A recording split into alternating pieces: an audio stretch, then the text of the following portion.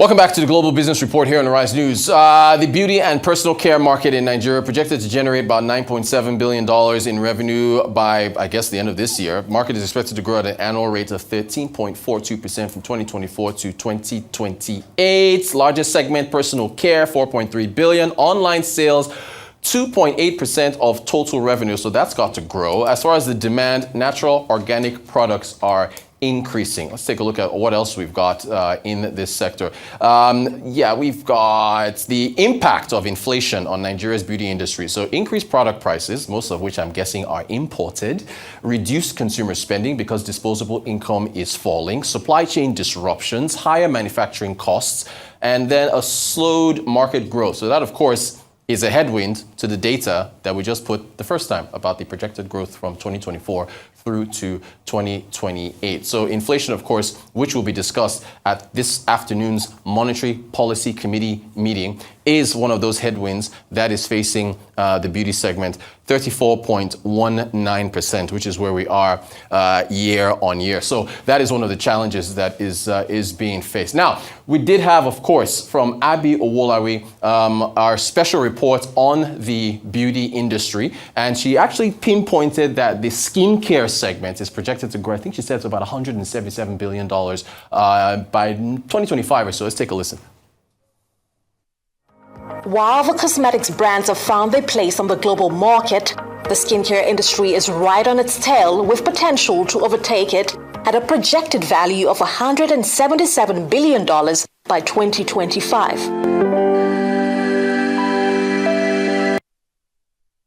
All right, that's a lot of money. Let's head to our Abuja studios to discuss the aesthetics market in Nigeria. Abimbola Bakare, she's the CEO of Flawless Skin by Abby. Good morning to you. Thank you so much for joining us. So are you in the camp? I don't know if you saw our special report from Abimbola Abby that went in. Yeah, good morning. Are you in the camp that sees growth for the sector despite the headwinds?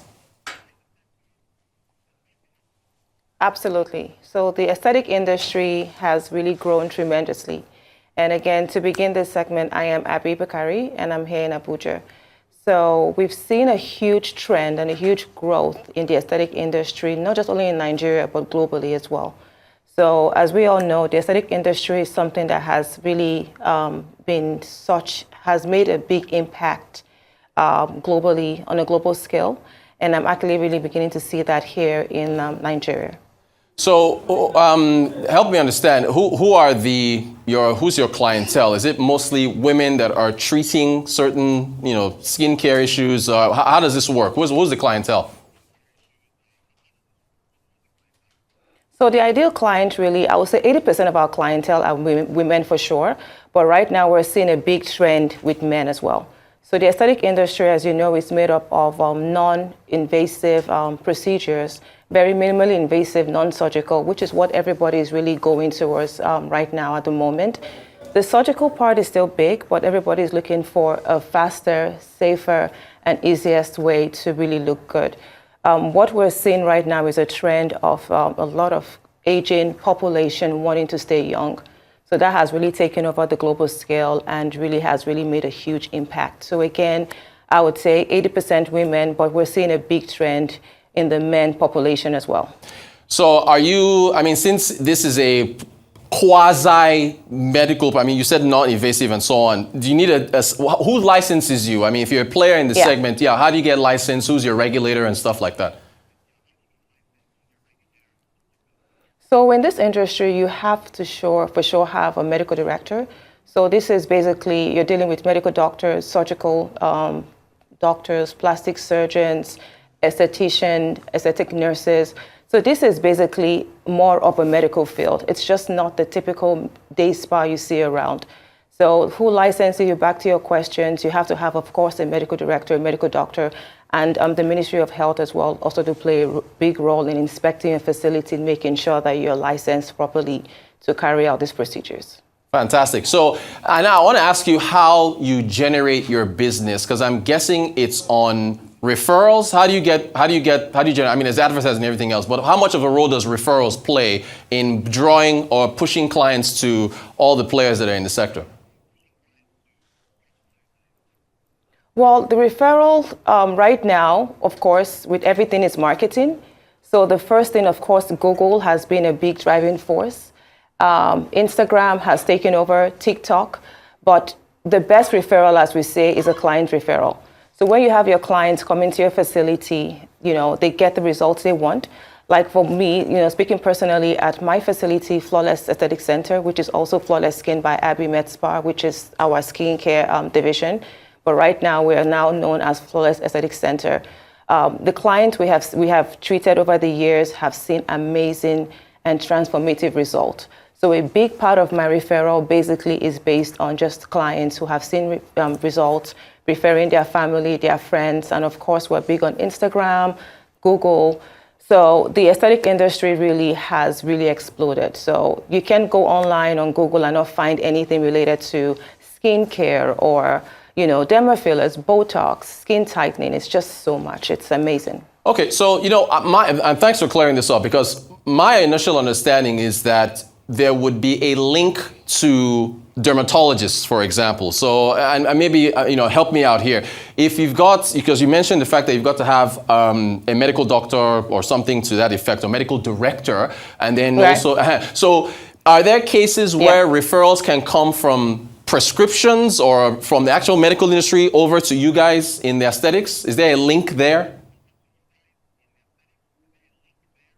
Absolutely, yes, there is. So when I say medical doctors, I'm classifying them dermatologists, right? So they're all a bunch of medical doctors, and so it's all under the same line. So of course we have referrals sometimes from dermatologists, or most times we actually refer to dermatologists if we don't have them on site. So it depends on cases. Some cases are strictly whereby they have to be seen by a plastic surgeon or by a cosmetic dermatologist, and some cases are just basically where the aesthetic nurses can see them, or just medical directors can see them as well, medical doctors. All right, so how do we differentiate between the quacks who would hurt people and more qualified folks like yourself? Is it the getting certifications from the regulator? How do people be safe? I know that they're going to see somebody in the aesthetic industry who is qualified and is going to treat them properly. So like we tell everyone, education is key. Okay, so you have to first and foremost be educated, and you have to be aware of where you're going to. So we've seen a huge trend in a lot of quacks. A lot of people not getting certified, not getting to the proper school or getting proper education, and just going about this the wrong way. So when you go to a facility, you want to first and foremost look that they actually have an actual license from the Ministry of Health. That is, if you're in Nigeria here, you want to be able to look for certifications, courses that they've done. These are things that are well displayed. Like when you walk into our facility, you can see that well displayed on the walls. You want to ensure that whoever is providing these services, even if it's something just as simple as the chemical peel, you want to ensure that the estheticians are trained and licensed. In Nigeria here, there are a few schools that would issue those licenses after you've gone through your education. So you want to be sure that you look at that.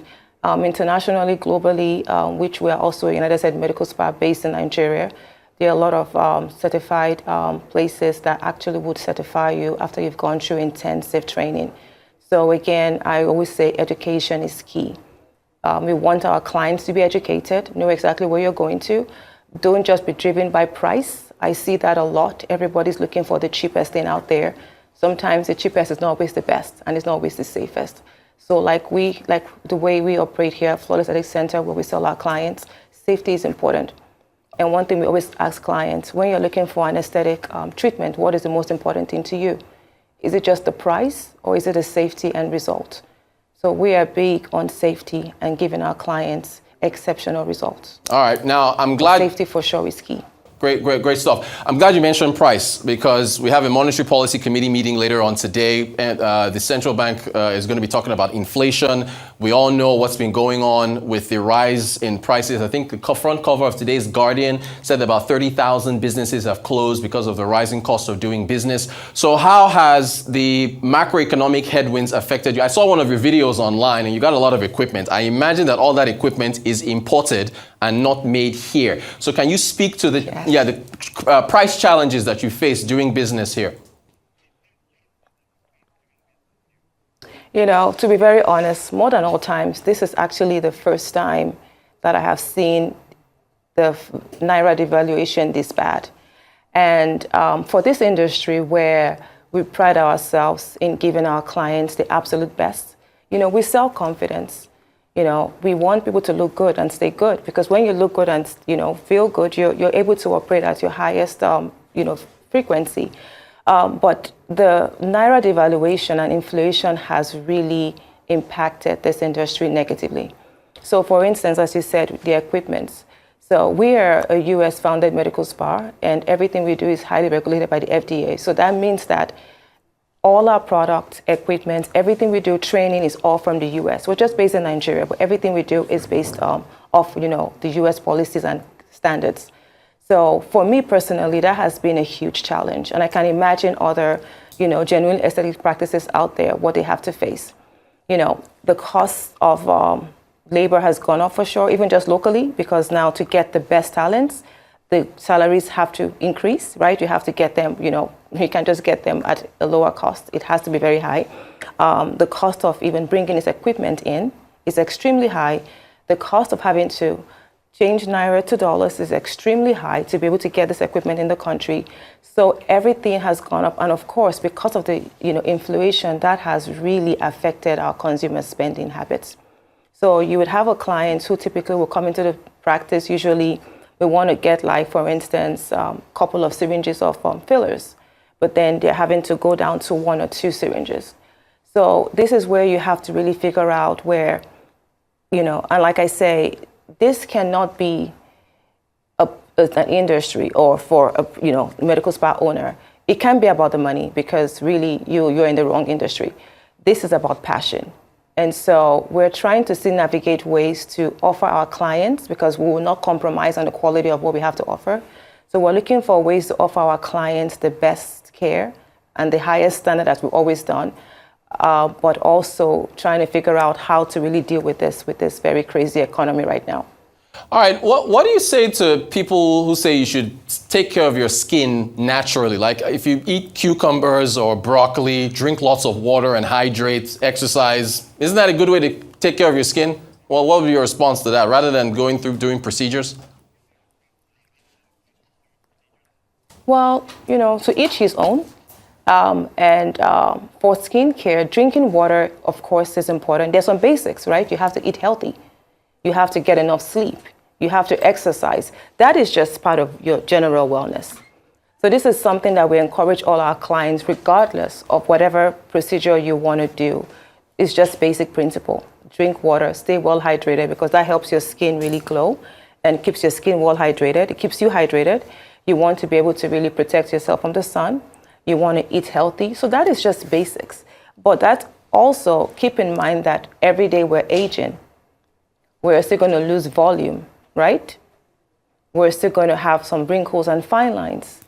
We're going to have dead skin cells. So that is why we come in here, to be able to get rid of this, exfoliate the dead skin. That way we can, accelerate this new cell growth. We can basically, put in fillers to volumize your face. That way you look really young.